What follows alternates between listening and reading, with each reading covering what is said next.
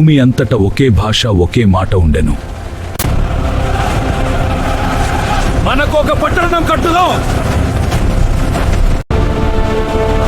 ఆకాశమును తాకే గోపురం కట్టుదాము. మనకు పేరు సంపాదించుకుందాం.